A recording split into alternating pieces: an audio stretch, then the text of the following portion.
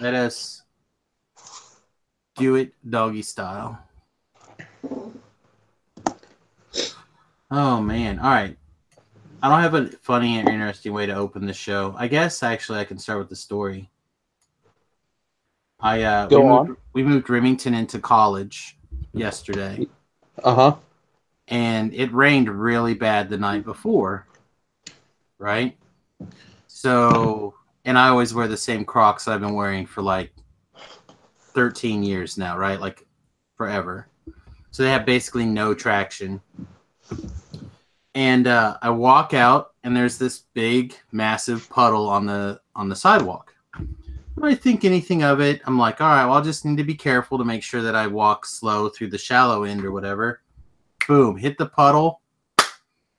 Full front right into the puddle, like right into the deep end of it, completely soaked from like here down. Right, I'm just wearing like a light button-up shirt and some basketball shorts because I knew that we'd be carrying big, heavy stuff around all day in like the 102-degree heat. So I wasn't really stressing out about it. But yeah, basically just like full frontaled, right, full power into concrete.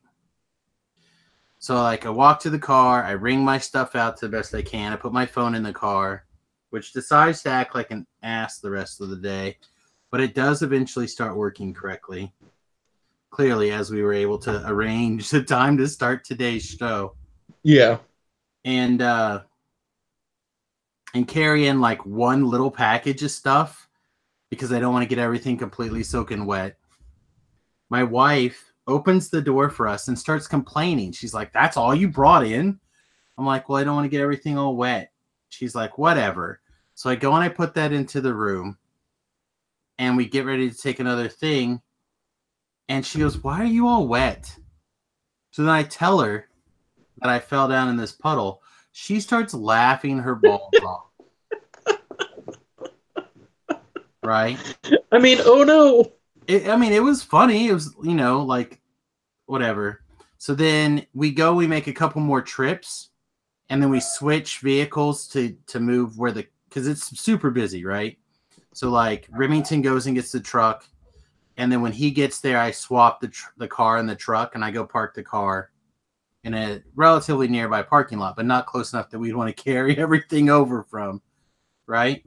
And then we load up the last, I don't know, it was basically one more trip after that, because in the truck it was just like the mini fridge, his big chair, and like his suitcase with his clothes in it or whatever. That we're carrying that through. We've basically babied ourselves around this puddle the rest of the day. I'm completely soaked.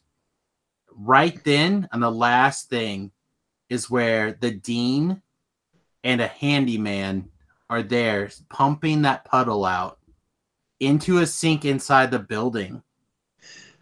And I'm like, so now that I've almost died in your puddle and I'm done carrying everything in, you're going to clean it up? He's like, yeah, well, it gets slippery right here. Unfortunately, we can't do anything about that. And I'm like, I know, when I took the header earlier, it was a bit of a problem. And the dean gets this look on his face like I just pooped in his bed. Yeah. And he's like, I hope you're okay, sir. And he he helps us because it's got this garden hose, right?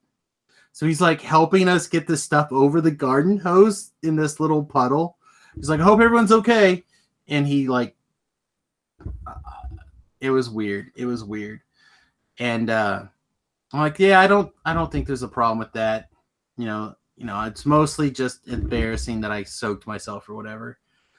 But like today, I'm noticing that my forearms are like really hurt. I wonder if I did actually bruise myself pretty deeply or something in there. And of course, if my phone never decided to get its act back together. But yeah. So yeah, took a header, moving the kid into college. So I'm sure nobody will give him any crap about that. Why would they? It didn't happen to him. I guess not. But so I also have a funny story. Okay. So we got this new guy who started work today, Okay. and our manager Corey, well, he was the manager for today. He's like introducing everybody, and it's like doing all that stuff. He sets the guy down to so he can read his like his pamphlet or whatever, like for what to do, and then he walks away. So I go up to this new guy. I'm like, hey man, I just want to give you the heads up that Corey's really not the manager today. Um, he's just a little bit slow, so we like to let him think that he is in charge, but he's really not. If you have any questions, just ask me or the actual manager, Jen, today. He's like, okay, cool, thanks. So all day, this new guy, whenever Corey asked him to do anything, he comes up to me. He's like, hey man, I can do this, right? I was like, yeah, go ahead. Or he went back and asked Jen. All day, he just kept doing that. And then at the end of the day, after he left, I was like, hey Corey, you know why Chris kept uh, going off and asking me and Jen what if he can go ahead and do those things. Corey's like, yeah, I thought that was a little strange. Why is that? And I'm like, oh, it's because I told him you were mentally slow and you're not really in charge. Factual. He got he got so mad, but he was laughing about it because he's like, dang it, dude, he, you can't do that to new people. I'm like, I know, that's why Apparently it's I great. can. Apparently I can. Speaking of great and new people, how about something kind of old? Okay. So Remington stole my truck, little bastard. He stole Uh, it? yeah, it's his. I mean, not really his, but he's taken it to college, so Okay. my truck is gone. But Yeah. he cleaned out the truck last night before, or the Yeah. night before Thursday, and I knew that I had a box of fallen empires that I hadn't opened in the back of my truck, right? Like hiding under Yeah. the seat. And I really didn't think anything about it. But I have like a bunch of packs of fallen Oh. empires, like a big old stack. And I had a second because we were talking about I was talking with some friends last night about cashing out some cards. And my friend was like, yeah, but I probably don't have anything that's worth anything. I'm like, are you kidding me? I know for a fact that you have some pretty high dollar cards in there. And we start talking about cards. And he's like, oh, I've got a playset of Underground Seas. And I'm like, I know. And he's like, I got a playset of Volcanic Islands. I'm like, I know. And he starts going through these things. So now he's convinced he's got at least a $10,000 box sitting in with his magic cards, which probably is pretty close. Yeah, depending on what set They're the lands are revised. from. Most of them are revised. Okay. Which revised dual lands are between about 300 and 800, depending on what they are. Like obviously the black green or the black blues are the highest, and they kind of trickle down into the not blues. But because I was telling him, like, yeah, I've seen some investors telling me that they think that revised Underground Seas are going to hit $1,000 this year. That's my hope, because I'd like to cash out at $1,000. And that's where he kind of got perked up and excited. Well, as we're talking, I remembered that I had this half-opened box of forgotten empires sitting over here, and we were looking at just randomly old cards. And I was like, dude, I wonder if any of these forgotten realm cards are worth anything. So I go and I get it, and I sort all the cards by color, and I start figuring out what's going on. And then I pull up the MTG stocks page for Forgotten Empires. And I'm like, Fallen Empires. So then I'm just like, all right, sort by value. Take the most expensive card is $6. Yeah. and it falls really fast after that. I Yeah, was but it's like, still a fun set.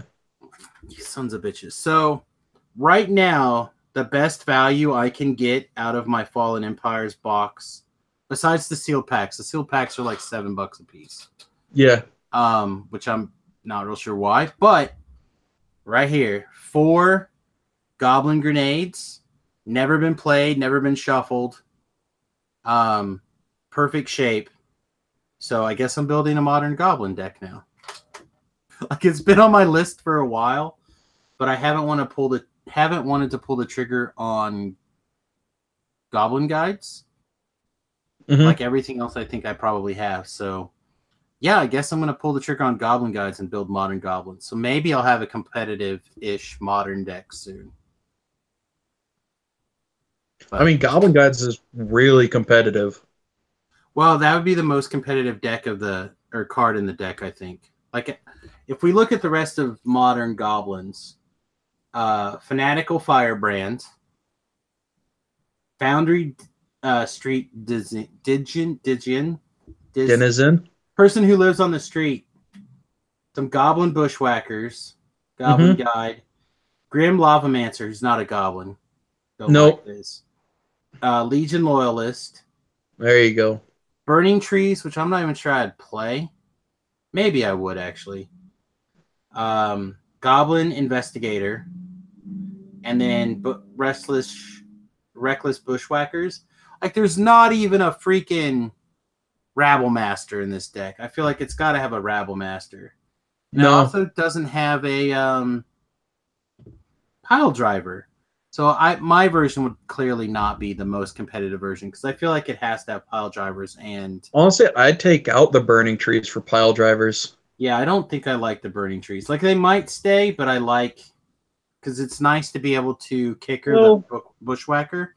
Yeah, I was about to say kicker. Or surge him, I guess, surge him would be the only thing that I can think of. Is like turn 1, you drop 1 dude. Turn 2, you drop 2 dudes and swing for... Yeah, if you Burning Tree and Bushwhacker, it's pretty good. And then it runs 3 Goblin Grenades, which I will clearly run 4, and Lightning Bolts, and the rest of it seems okay. But yeah, we'll see. We'll see what comes together because I put together a Frontier version of Goblins, and I was all excited to play Frontier last night. But of course, I walked in and I told the organizer that I would play whichever of the 2 formats he needed me to fill the numbers. So I got put in a draft instead of Frontier, which no big deal. Because Frontier fired without me, which is great. Thank you, everybody. Apparently, about half the people showed up with standard decks, and then the other half of the people showed up with Frontier, except for Donnie, who is mentally slow. And I don't remember who he asked. Oh, I take it back. I do know who he asked. He asked Cub about to check his cards for legality. And I guess there's a commander symbol that looks an awful lot like Dominaria. The little shield. So he's like playing with Magma Quake and Earthquake and some other BS card out of there. And he's like, Cub looked at my deck and it was fine. I'm like, there's not an Earthquake in Standard. He's like, it's in Dominaria. I'm like looking at it. I'm like, Cub, get over here. This is not that symbol. He's like, it looks like it to me. And of course, Jackie looks at it and goes, let me see that. I go, that's 1,000% not in the set. One, I have a general idea what fireballs are in Standard at any given moment. That is not one of them. So yeah, it was pretty awkward for a little bit. Nothing else. But yeah, they played like 4 rounds before anyone figured it out. Not one person asked. I guess he earthquaked a couple people to death, and not one person said anything. Not one person was like, hey. Not one person. I'm going to call BS on this. So, Yeah. Anyway, hello and welcome to this week's episode of Two Trolls and a Brew. By the way, welcome to the show. One of these days, we're going to get through the whole show before we do the introduction. It's going to be great. And then it's just, by the way, welcome to the show. We're leaving. Troll on, everybody. Click. It's going to be the best one. I'm Samus, he's Travis, and this is episode 134, Chicken Nuggets. I'm assuming there's a story involved with chicken nuggets here. Okay, so subtitle new players. Go. Yeah. So the title of the show, the subtitle, and my troll card are all just this one person. Okay. Because he had such an impact in the past two F&Ms. So he's just this new kid, right? He's like under 12. And he shows up with a he bought the Johnny Planeswalker deck from M19. Okay, I haven't looked at the list, but okay. So it's bad. But we're playing modern. I'm pulling it up right. Okay, that seems pretty bad to start with. Yeah. So he's a new player, so we're like, all right, you know what? We're just gonna fix this after round one. So we just start giving him cards because, well, it's a casual format and he's new, and level zero, you just fix it anyway. Yeah, and like we don't care. So we're helping him out. All right, so I have the list. Keep going. I'm gonna pull the list up while you're talking. The list is pretty irrelevant to the story. All right, never mind then. Yeah. I'm just saying. He bought the pre-con deck, and that's what he played in two modern events with. So this thing actually doesn't look that bad for standard, though. Yeah. So he ended up playing against a Death Shadow deck. And Death Shadow, right? Yes. Please tell me one of these cards gives any player life. No, well, it might. But see, here's where the troll card comes in. So my troll card is Luminous Bonds.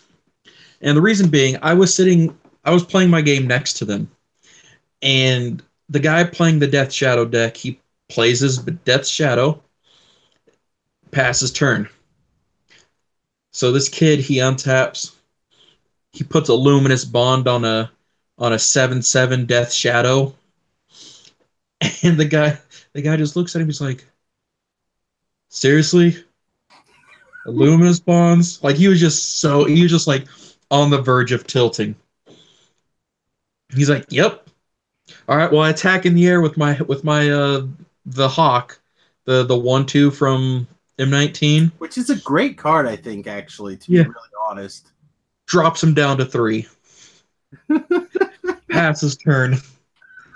Next turn, the guy he had a Blood Crypt, a Swamp, and a Watery Grave. Okay, so he taps the Watery Grave and the Swamp, delves the rest of the cards out of his graveyard, plays the Gurmag Angler. Passes turn. The kid untaps, draws his card, puts Luminous Bonds on the Gurmag Angler. The guy's like, are you serious? He's like, yeah. Kid like looks at his card. He's like, got any more chicken nuggets in your deck? Like, that's what he just started calling the creatures. Everybody at the table just lost it. Like, we were rolling. And this kid's like he's just like, what? It's like, dude, that's the best thing we've heard anyone call a creature. He's like, yeah, some of them just look like chicken nuggets. Look at that guy. He looks like a burnt chicken nugget. Like, we couldn't take it. Oh my God.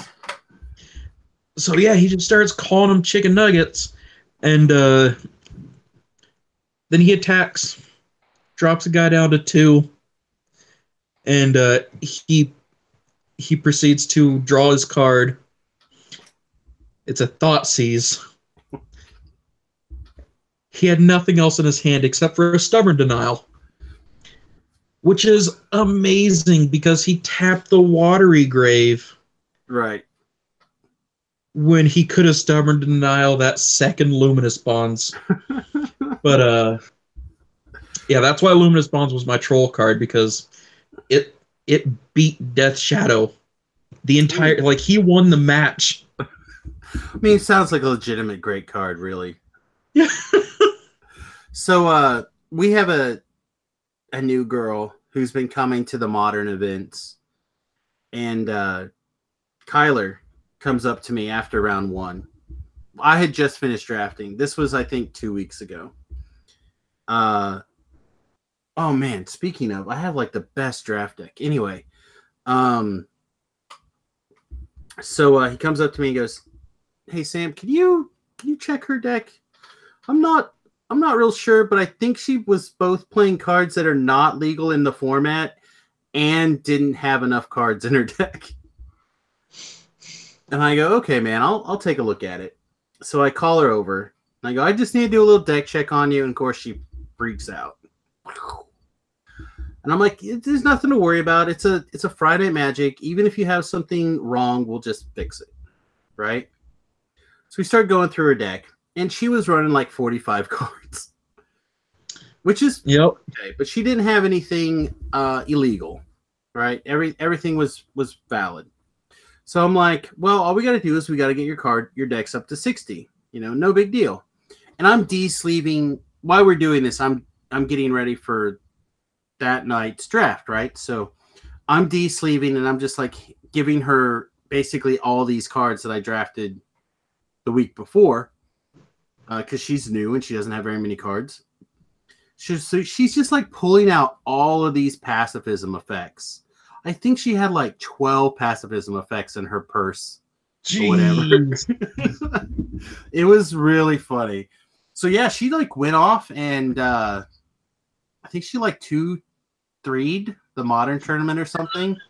Yeah. She just like, she comes up to me after everything's over, and I'm talking to her and her mom, and I'm like, yeah, it's really tough. Like, this is a really competitive modern tournament format here.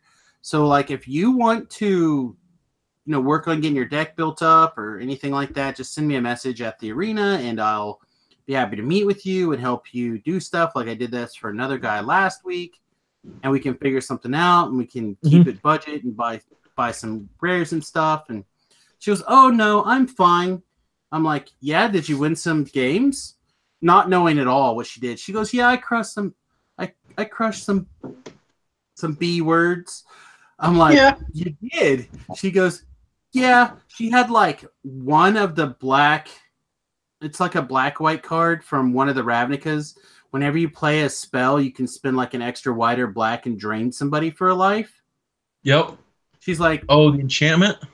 well, I don't know what it could have been a creature. Like it's on multiple effects, right? This thing, like anytime you play a spell, you can pay Yeah, the one extort. more. Yeah, extort. That's it. Yeah. So she had like one creature in her deck with extort or whatever. So she's like, "Yeah, I just like drain people to death, pacifying all of their shit." Yes.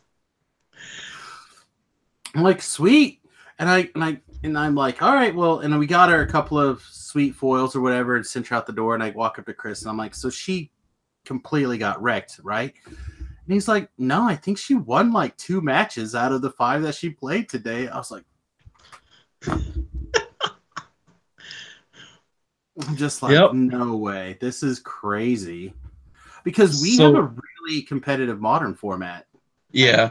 The arena. So it's similar here. We have a competitive modern, and like this kid, he's just the biggest troll. Like, you would be impressed at how much how funny he is when he's just talking. Because I was playing a Ponza deck on Friday, and Ponza, right? Correct, the land destruction. Yep. So I played against him, and I destroyed one of his lands, and he was like, "Oh, well, when one of my friends dies, I just get another one." He draws a land, plays it. I'm like, okay, that's a weird thing to say as a 12-year-old.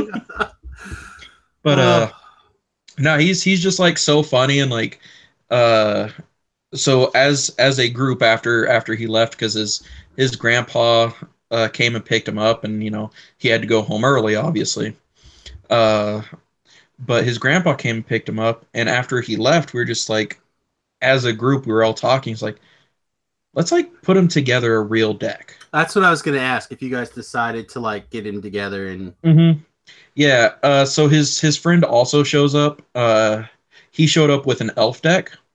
So we put together both mono green elves, and we're working on because everybody had the elf cards there. right. So we gave him like next week when he shows up, he's gonna have a mono green elf deck, and minus the collected companies.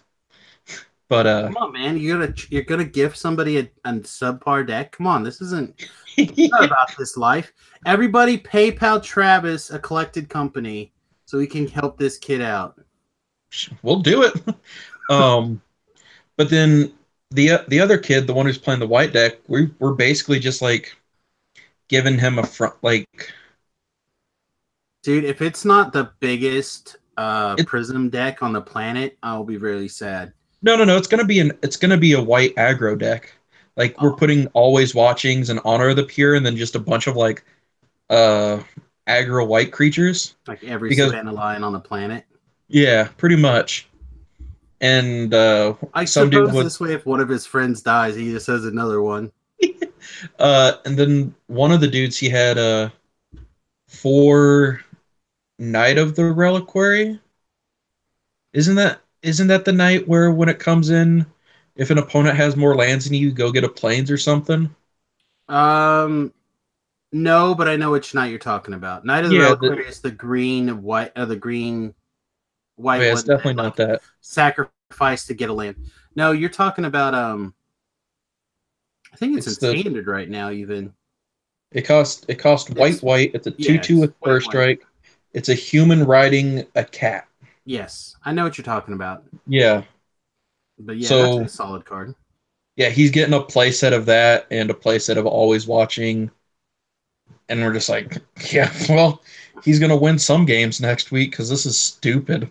Yeah, well, I Like mean, as we're building it, I'm like, yep, good games. just being able to like just being able to attack on the attack fast is pretty good. Yeah. Sometimes it'll get there. Like, how many lightning bolts do you have? Get you. Mm-hmm. How many lightning bolts do you have? Oh, not enough to get past this always watching? All right. You guys should definitely give him. No, maybe not. Always watching is probably good enough. I was gonna say you should give him some charges. I've been really impressed with charge lately. Oh, that's the one where like is that the one mana one? Yeah, the one mana, all your dudes get +1/+1. Yeah. So, let's see. My troll card this week is Moment of Triumph to go with this mono white shenanigans. I Uh, just I just remembered something else before. Go ahead. So he was playing and his opponent played a Leonin Arbiter. And he's like, well, what's that do? He goes, and his opponent's like, well, you can't search your library unless you pay 2 mana for it. And the kid, he's just like, joke's on you. I don't search my library. We're That's just probably like, true. well, looks like you wasted a card, man. Like a two cats. Two cats, not nothing. This ain't nothing. So I have been brought or arenaing pretty tough this week. We streamed it a couple of days this week, I think, or last week. I don't know. Whenever it is, I've been streaming it pretty good, pretty often, and I have been playing this mono white with artifacty, a Johnny Pridemate S deck. I think I maybe talked about it a little bit last week, and I've been fine tuning it, but people just do not respect the possibility of Moment of Triumph. So, for those of you who don't remember, Moment of Triumph is a 1 mana white instant that gives target creature +2/+2 until end of turn, and you gain 2 life. So, I play the Diamond Mare, set it to white. You drop a Johnny's Pridemate, right? Gain some life, Johnny's Pridemate, blah, blah, blah. Attack with the Johnny's Primate, usually on like 3 or 4. And I had a guy block with something ridiculous. I can't even remember. Let's pretend it was like a Carnage Tyrant. Right? I don't even know if that's what it was. But the guy was like nice or whatever, right? So I'm just like, cool, cool, whatever, bro. And I go, Moment of Triumph, gain a life, put a counter on a Johnny. The Johnny's gets huge, put another counter on it when I gain the life. Moment of Triumph, boom, did it again. Ate his big creature, right? Whoa! And of course I ended up gaining like 7 life or whatever out of the deal. And then, bam, top deck Key to the City, like 12U. It's so much fun, so much fun. So yeah, that has been pretty great. I managed to finally get one of my seven wins. So on Arena, you play till 7 wins or 3 losses in their little tournaments. Okay. And so I finally have been able to crack the 7 wins thing. So that's nice. But I thought I was going to go undefeated, right? And get my 7 wins without losing anything. And I'm playing like this sick little Sultai deck, right? And my opponent goes, like, we're building up this huge game state, and I'm just getting ready to like alpha through all of his guys. My opponent goes, Gulta for 2 mana. And I'm like, sure, whatever. And then he goes, Rishkar's Expertise. That says draw a card for for each power of your highest powered creature. Jeez. Right? So he drew 12. He played a 5-drop for free? And then he played a 5-drop for free, which was the 10/10 dinosaur. Okay. And I'm like, oh, well, that's probably going to be game then. Yeah. Right? And I had like an active Teferi, like doing stuff. I had all this weird stuff going on, but he dropped 22 power and toughness onto the table. He already had at least 10 to be able to play Gulta for 2. Right? Bam, bam. And I'm like, okay. And the guy doesn't kill me. Which is the thing. Like, I always think, like, okay, well, maybe there's another chance that I can make a play happen. So then the guy drops the 8 mana 8/8 that gives all your creatures trample. Mm-hmm. I'm like, okay, this is getting worse again, because I had like a lot of guys that I could like death touch and trade with or whatever. Yeah. Like, okay, this is definitely bad.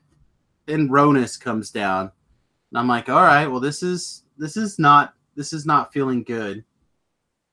And he does worse and worse. He does something crazy. Like, it's this mono green aggro deck. In theory, right? But again, I've dealt with all the mid-range stuff. And we just keep building up. And then I look over, and even though he has drawn 12 cards off of this Rishkar's Expertise, I still died a mill. Because I've already drawn that many more cards in my deck. This guy tricked me into thinking that he was going to kill me with damage. I mean, oh no! Because you have to mouse over your deck to get a count. Yeah. Right? So otherwise it just puts a card in your hand. So I was just doing all this stuff. I didn't realize I had gotten so far ahead in the card draw. Because I think I had like 3 or 4 active Planeswalkers for a while. Yeah. Like, drawing extra cards and doing things. And then we were both kind of like living, like, I think I had 3 cards in hand and he was down to 1. Then he drew the 12 and like freaked me out. I'm like, oh my God, I got to play really tight for this board state. We're just going back and forth. Next thing I know, I don't have any more cards to draw next turn.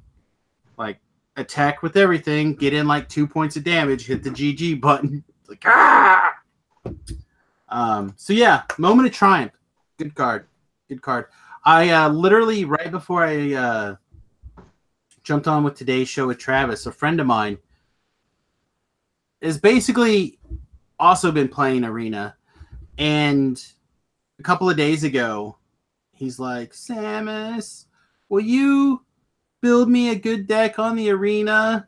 I'm like, I guess. So then he pulls up Discord and we like video chat and we go through everything. He puts together this mono green stompy deck. Apparently he's been crushing. But he starts whining at me again today. Love you, Witty, by the way. Not that you'll listen to this show, bastard. But he starts whining at me again. So we go through it today. And we're going through all of his stuff. And I'm like, what do you got? Blah, blah, blah, blah, blah. And finally he goes, well, what I really want to do is I've seen this life gain deck where people are doing stuff and attacking with like these really big creatures that grow when you play life. So I had to go through basically giving him my Ajane list. And then I had to give him a lecture why Moment of Triumph is the right card for that deck. So hopefully he's busy crushing people right now with it. Because +3/+3 is pretty good for 1 mana, especially when one of those pluses sticks around forever. Yeah. Other than that, the only other thing I really have this week to talk about is a sick little draft deck. 2 weeks ago, I mean, I won the last 2 drafts, but 2 weeks ago, I think we're doing a Kaladesh throwback draft, right? So I'm trying to remember. Like, I had a couple of really strong uncommons to pick from, and a Shram's Expertise. Okay. So I was like, well, screw it. I'll take the Shram's Expertise, right? Put it down in my pile. The kid passes to me what's that 5 mana Revolt card that gets a counter, but all your creatures get +1/+1 when it fires off Revolt at end of turn? It's like Council's Judgment or something like that. Council's Judgment was in No. Conspiracy, wasn't it? Yeah, that's not what I'm thinking of. It's a 5 mana enchantment. The white one. Yeah, that you get every time you revolt it in a turn, you get a counter, and your guy's Glorious Anthem equals. Yeah, I know what you're talking about. I just don't know the name. I can't either. So he passes me that. I'm like, well, I guess I have a deck now, right? And they proceed to pass me, I think 3 or 4 more like insane rares. So this deck was Shram's Expertise, Shram, Pummeler, the 5 mana 3/3 that like gets energy and then you can burn an energy, like give it flying or pump it, give it lifelink, etc. I had the 3/5 vehicle that gets energy. You can like wake up crew for 1 and give lifelink. Had that. I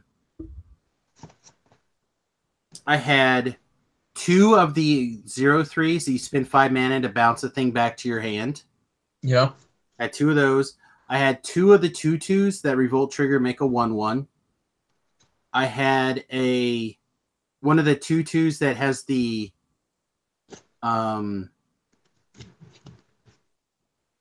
Fabricate trigger.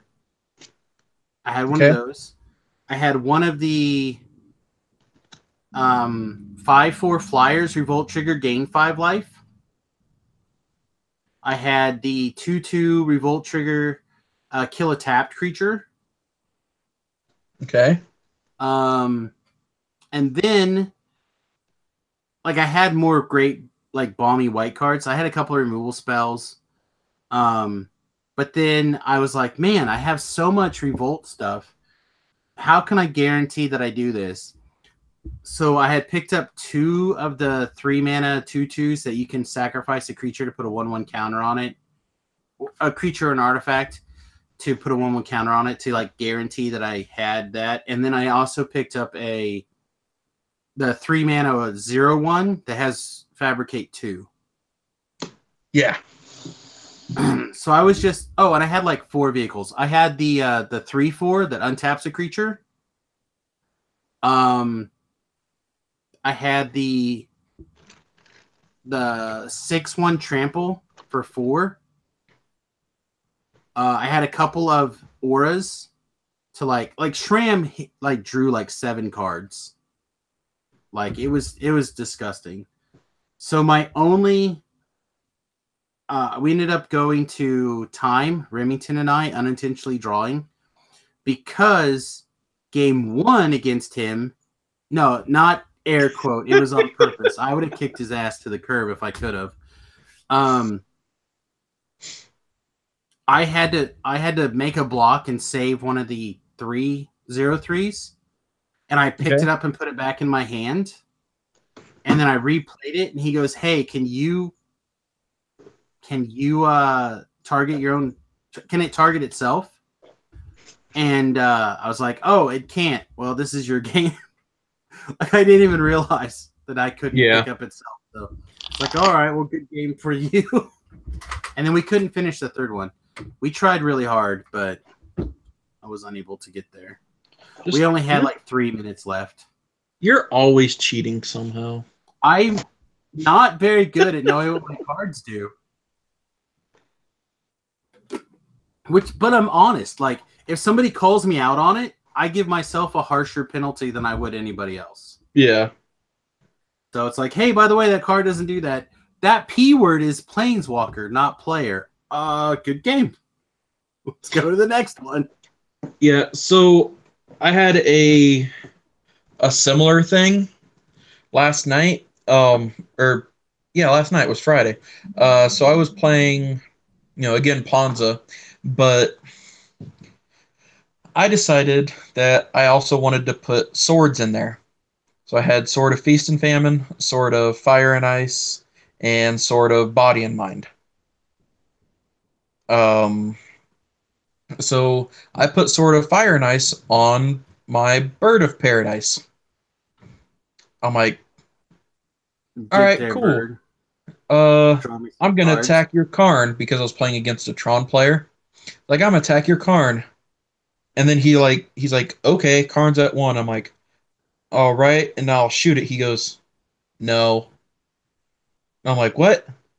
So I read it and I was like, hold on, let me check the thing. So I looked at the looked up the rulings and everything. I was like, all right, cool. Well, at least I wasted this attack when I could have got Karn down to 1 and drawn a card anyways. That's right. But it didn't matter. So after that, since I didn't play any spells that turn, I just like, all right, fine, whatever. I passed turn.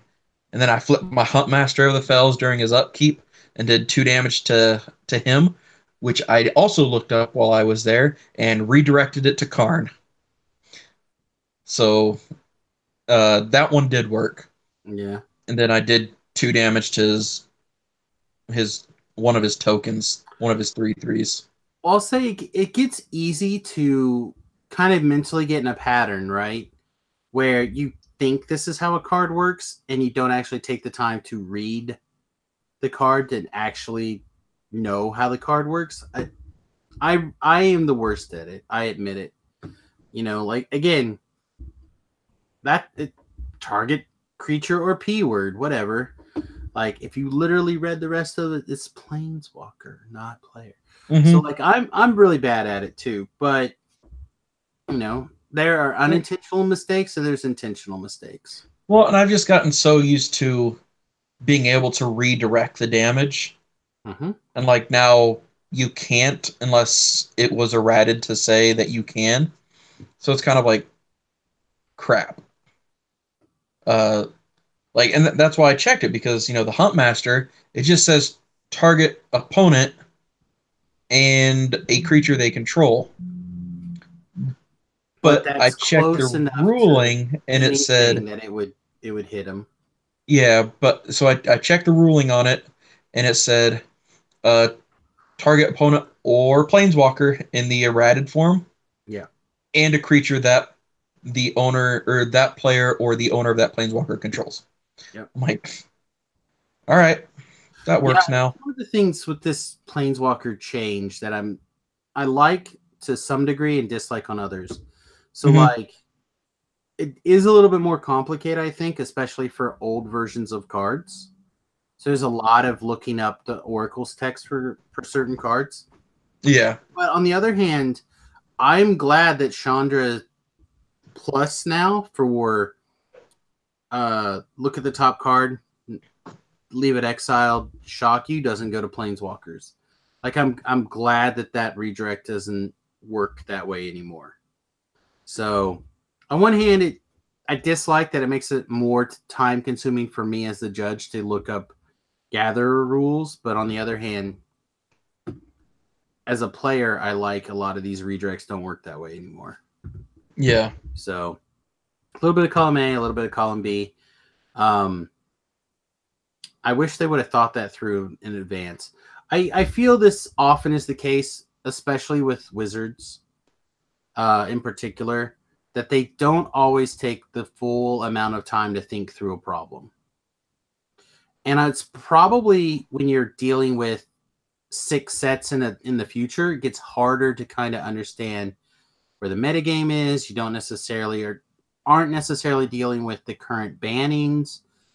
Like the fact that there are so many banned cards in Standard right now just shows you how they're not thinking through problems. They're just trying to make sure that the packs can sell. Yep. But on the other hand, I respect that it's a little bit more difficult, and I think we're about to get to another series of Standard that it's going to look good and feel good. Like we'll get the majority of the bannings out, right? In fact, everything that's banned leaves, right? We don't have anything that's banned in Standard that stays. The dinosaur. One lonely little dinosaur. Maybe they'll let him back. Maybe they'll let him loose with these. I hope so, because I need some rampage in my life. Well, so the reason they took him out is because they thought Mono Red was going to be so good, right? He got punished for a crime he didn't commit. He's like the exact opposite of O.J. Simpson. Is that because he's red? No, it's because he's in jail for no reason. Oh. He's not good at football? Well, he definitely didn't win a Heisman either. See? Okay. Maybe he is the exact opposite then. But, yeah, I think they could let him go, because if you take out Hezret, you take out the red Kinra, I don't know how great Mono Red's going to be. Like I have the feeling that Mono Red is going to kind of crest here in the next couple of months, and then kind of go back to where Mono Red's supposed to be. At the bottom, straight down there. I don't need it to be at the bottom. I just need it to like be good enough that sometimes it spikes. But it's almost too good. Phoenix is a stupid the Magic the Gathering card. My best matchups with my deck are against the red decks. I mean, I try to do that too. Like that's where I build around, is to beat the I red didn't even decks. build it around that. Oh no, I straight up do. I'm not even gonna fib. That's the primary deck that I worry about now. Currently. No, like the only deck that I'm worried about is that stupid Nexus of Fate. That is tough. We actually have 2 different players at the shop playing it now. Yeah. But Sarkhan's Unsealing does wonders against it. Mm-hmm. So I think they gave it a good fix. Like I have the feeling that big green red dinosaurs are going to be taking over the format. That's what I'm playing. Yeah, I think that it will, with Sarkhan's Unsealing, the big Rekindling Phoenix, a couple of Galtas. I think it's just going to be good enough to take over the format. So, I decided. So there's like several different lists right now, right? Some of them have the Huntmaster, the Otapec Huntmaster. Mhm. One that makes dinosaurs cost one less, and you can tap it to give them haste. I don't know if you want to do that. Um, Does so costing there's one less affect the Sarkon's unsealing? No, because it's converted mana no, cost, right? Or no, it's no, power even. It's power. yeah. So it's that, and you can give it haste, right? So there's that one, and then there's Drover of the Mighty, which when you control, like it adds for any color, and then like if you control a dinosaur, it's a 3/3. Yes. So I went a completely different route with this, and I have mine starts out the same. I have Llanowar Elf, Are you and playing then the sword, the 5/5 that lets you put extra lands into play? No. nope, Okay. I really like that guy actually. I'm playing something a little bit more gory than that. Okay, go ahead. Goreclaw, the Terror of Kalsama. I've seen some people put that in. I don't know if I like it. So on Monday when I played it, we play, because that's when we do our standard showdown right now. Hmm. Um, so I was playing, and I turn one Llanowar, turn two I played the Thunderherd migration, Hmm. revealing what you call it, the Regisar Alpha. Uh, turn so then I had 3 mana in play plus the elf.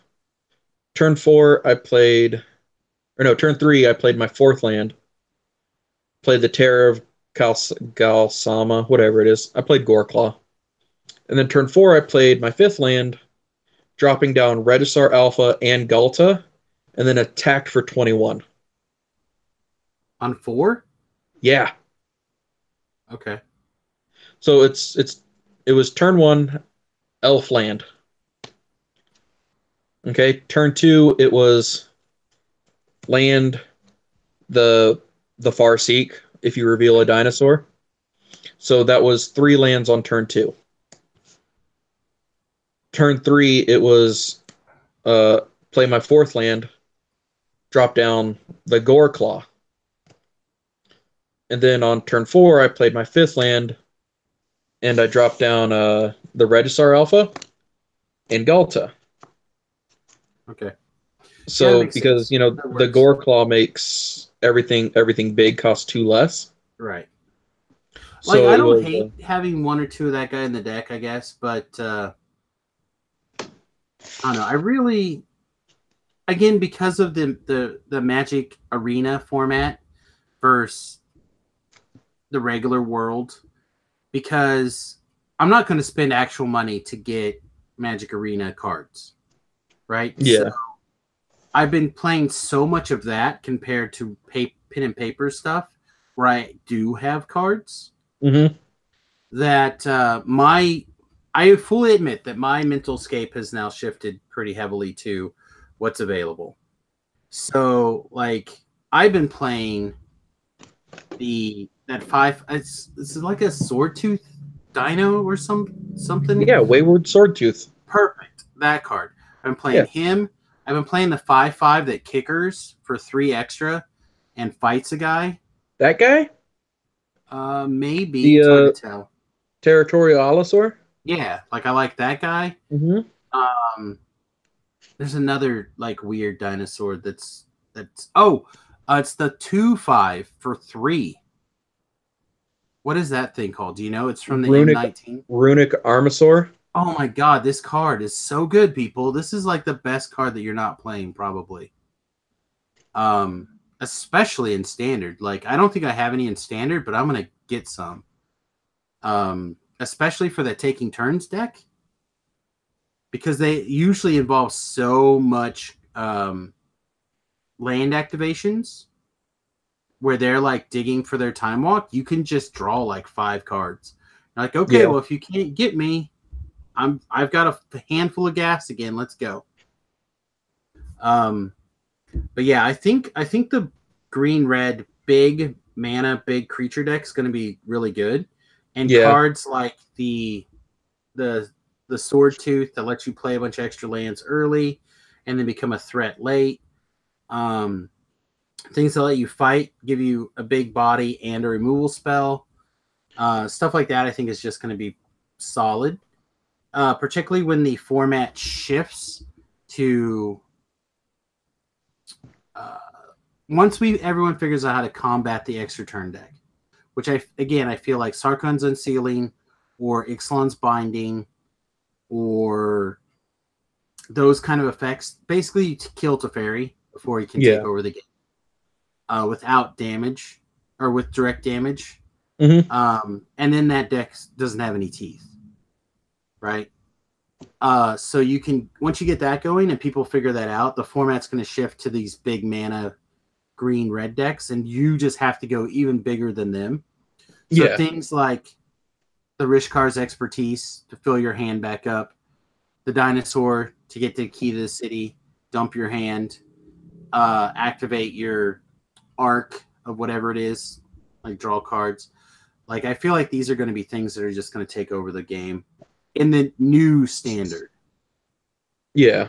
I could be totally wrong, and return to Ravnica could drop something that just goes insane, but right now it's big dinosaurs. So, the reason I do have the Gore Claw, like I have 4 in here. I have 4 in my deck. Well, I mean, if it saves you the deck, 4 mana, he pays for himself. Yeah. Well, see, the thing is, he also has that second ability where when it attacks, everything that has 4 or more power also gets +1/+1 and trample. Right. I thought something also gave Death Touch. Does he also give Death Touch too? I feel like there was something that gave Death Touch. Not that. I saw some other list, I think, that gave attacking creatures Death Touch. But anyways, so I do have the Territorial Allosaurus and Goreclaw. Like, I have 3 of the Allosauruses in my deck, main deck. Because with Goreclaw, even with the kicker, it only costs 5. Right? Yeah. 5. Pretty good. And then if you don't have Regisaur in play, next turn it's attacking for 6. It's a 6/6 with trample. Yeah, I mean, I don't hate anything. It just, in my brain, it's like it's not a dinosaur. The synergies are kind of off, but maybe it's not. Maybe it's fine. Yeah, but I don't know. Llanowar Elf isn't a dinosaur either. No, he's a land. Right. That dies to fireball or lightning bolts or shocks or whatever's legal in the damn format. I don't know. Again, I find it weird. But the more legends you can cram into that deck, the more likelihood you can drop a Chrome or the new Mox in it. No, that's bad. I don't know. I like the idea of that Mox, actually. I don't know. I'm probably going to try picking those up, if for no other reason than I think I'm going to put together this Psy in Modern. Like, that's a deck I think I can get behind in Modern. I am playing Reckless Fireweaver with my Psy deck. I like Reckless Fireweaver a lot, actually. So I cast that Amber with it. I get a Thopter, get an Amber. Boom, you take 2. So here's a question. Yeah. Or a thought experiment for you. I realized when somebody did this to me. So I've been playing this quick. Shit. Wow, that was good for many reasons. All right.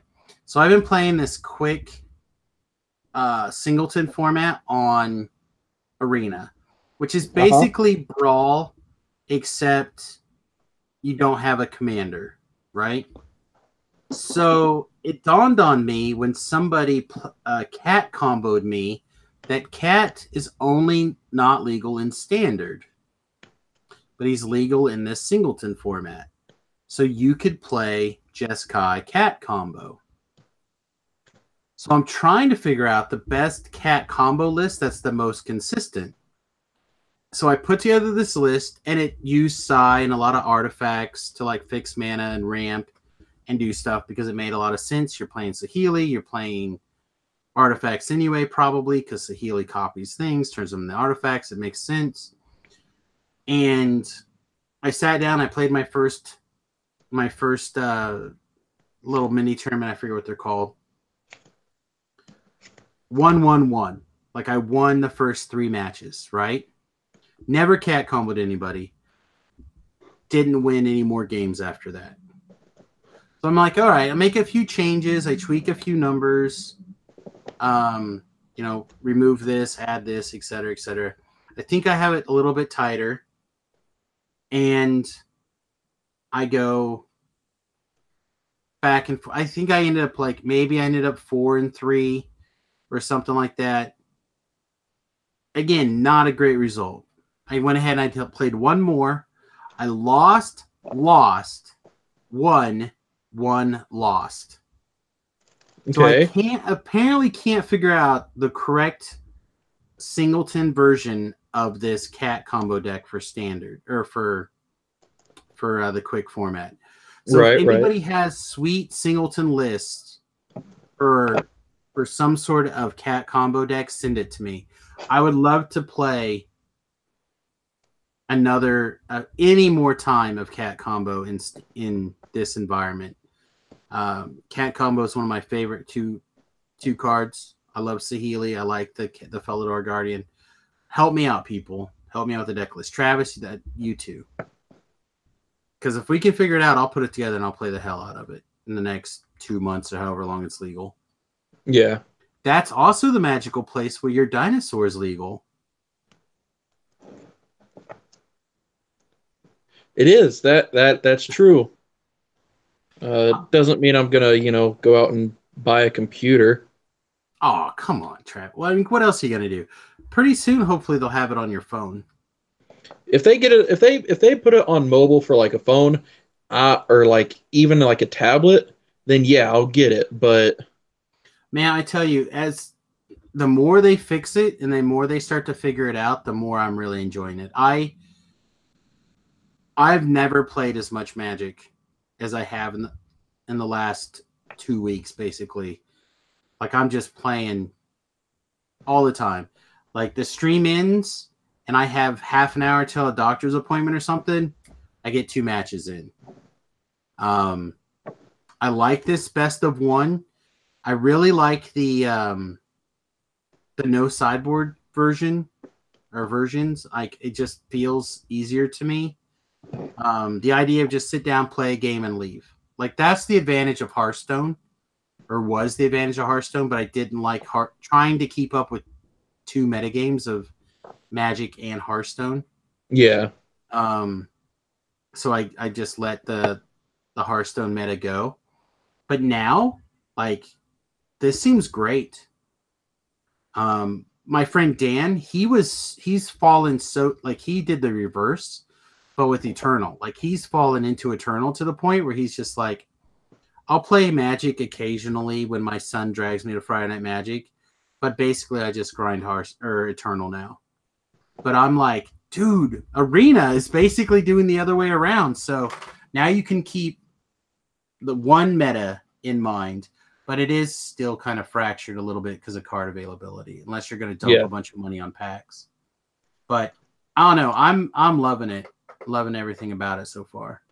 I just want to do draft. That's all I want to do. I did some drafts. On the Arena, they worked pretty well, actually.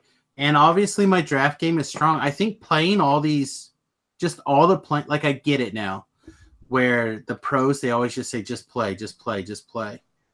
Like, are the people who do well. I get it. Like I said, the last 2 weeks, I've just been playing nonstop.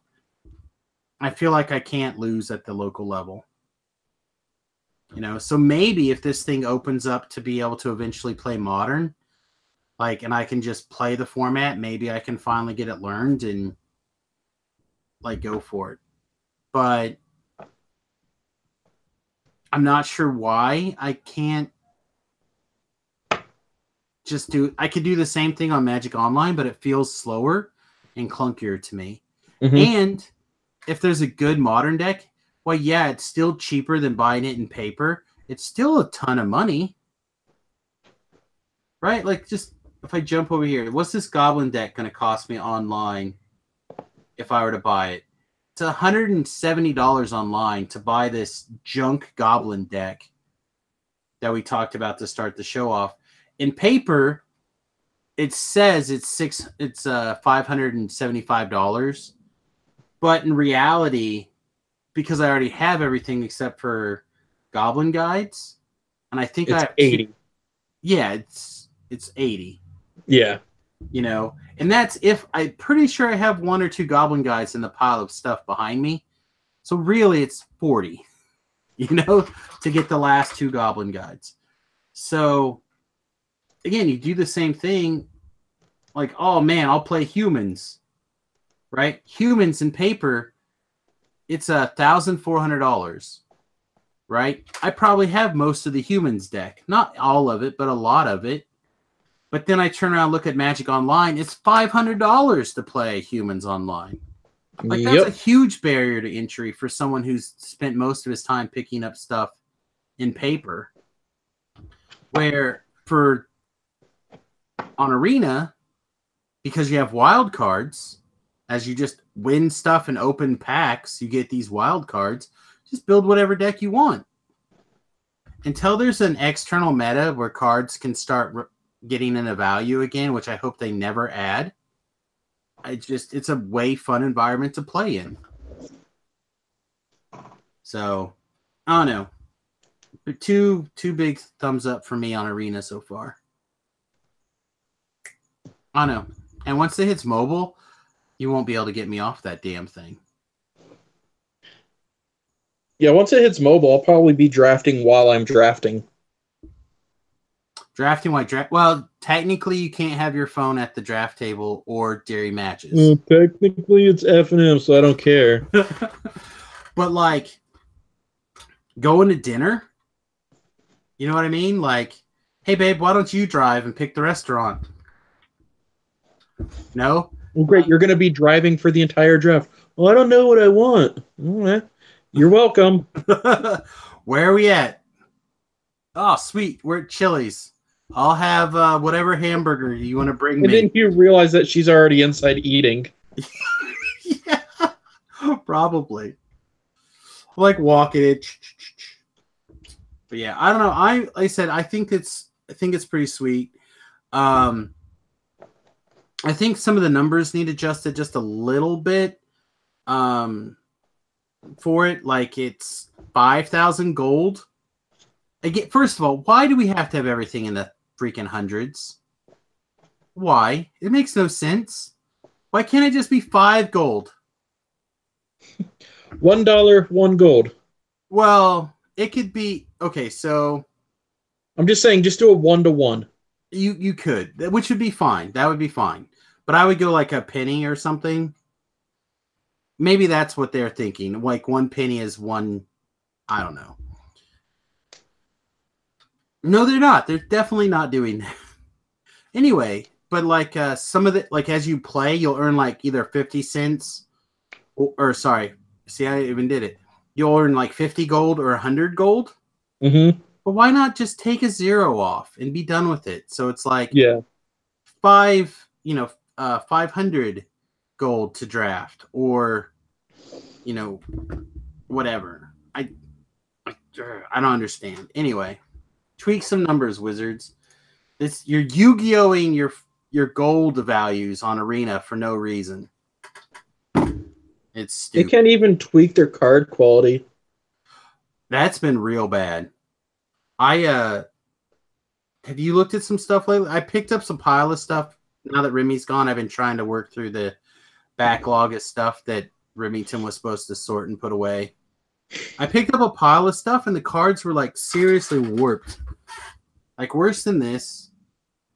Like warped, right? Well, and then again, you bring in these things from Fallen Empires that sat in my car through temperature changes for 8 years. I think I've had this box, right?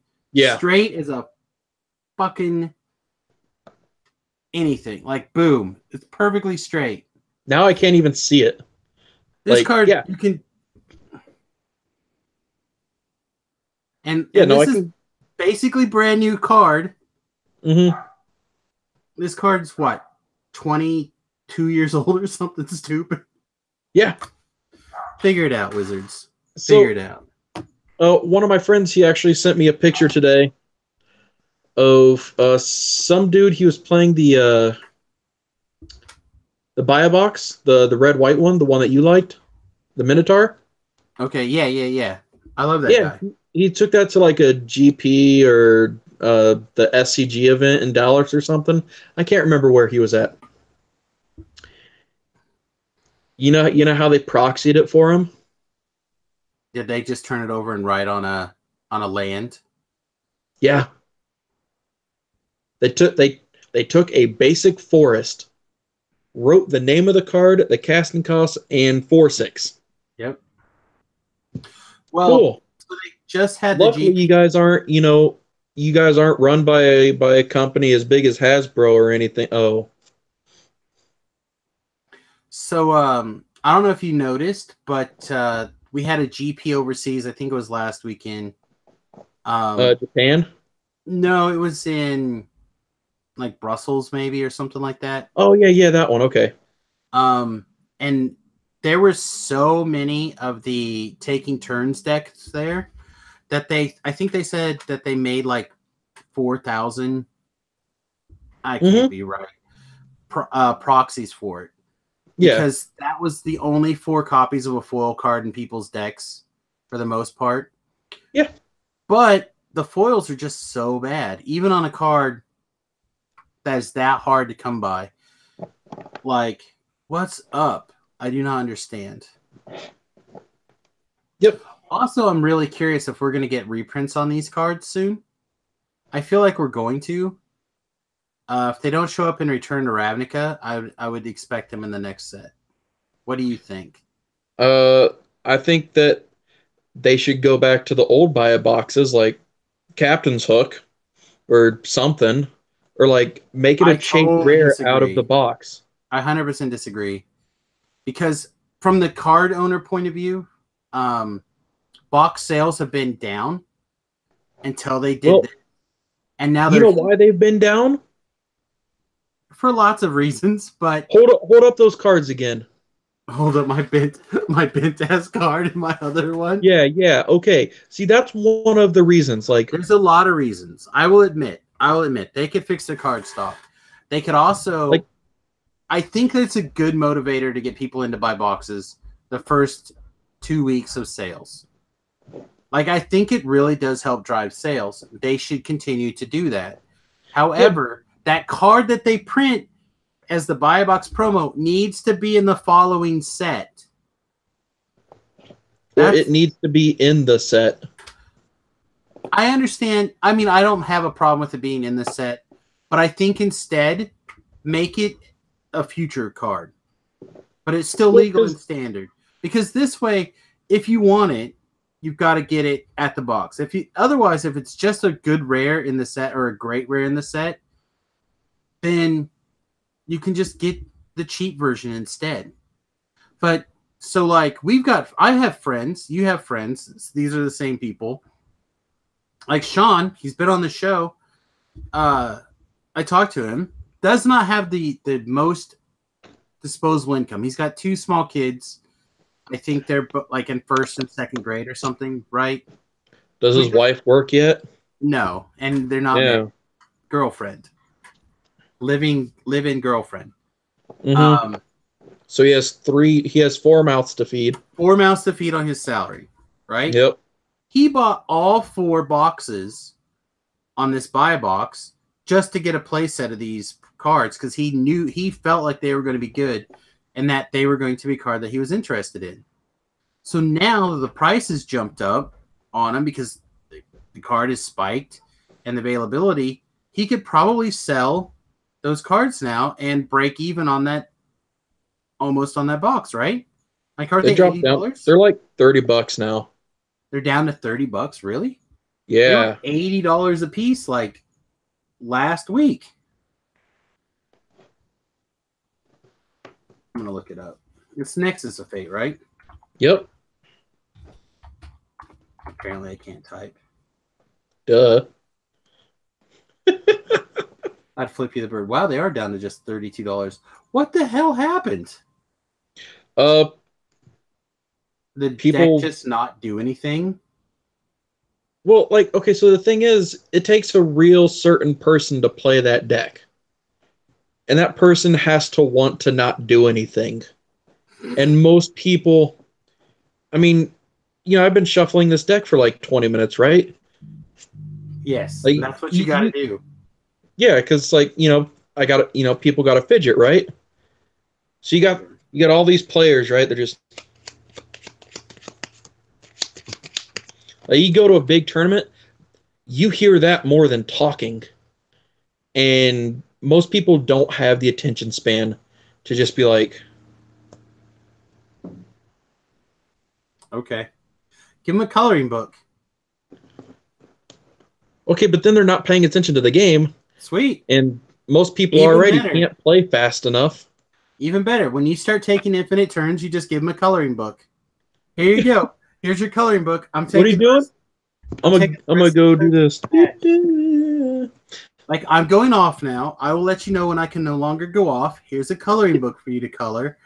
And good game, friend. Yeah. Uh, honestly, I think that they should They're down a little they bit. should do what happens on Magic Online. You got that 25-minute clock, right? Except you just bring in a chess timer.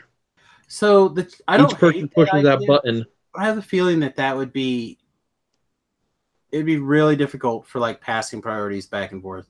Again, when you're doing on Magic Online, you can F6 your way through things or F4 or whatever. It's a little bit I have a different of a token story. card that says F6 on it. Yeah, that would be really bad though. On Why? F6. You just play it down. It's like, I don't care what you're doing. Oh, now's my opportunity to do all the craziness. Yeah. Yeah, I don't know. Again, chess clocks, like I think for a card game as complex as Magic, it would be really tough. Not really. So, all right. So here you go. You play your land and you cast Vivian Reed, right? Play it in like you just like you push the button that ends priority. It goes to them. If they choose not to counter it, they pass it back right away. So it goes back to the time on yours, and you're like, all right, I take it up, and then immediately you press pass priority. So it's like if they want to interact with that before you actually look at the top four or whatever, then they can. Right. Or they could just push that button again. You look at the top four, you finish resolving it, reveal a card, do something else. Because there's been several games where I play just an aggro deck, and we go to like it takes like 20 minutes out of one game, and I'm like, if you would have just played faster, this game would have been over in 5 minutes because I took 6 turns. Yeah, I mean, I do appreciate that. Um, but I definitely feel like there needs to be more. Uh, the word I want to use, I both can't say and have a hard time spelling.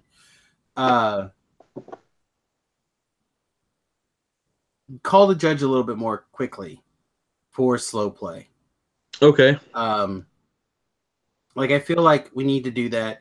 It's something that I'm going to start hammering more on my local players.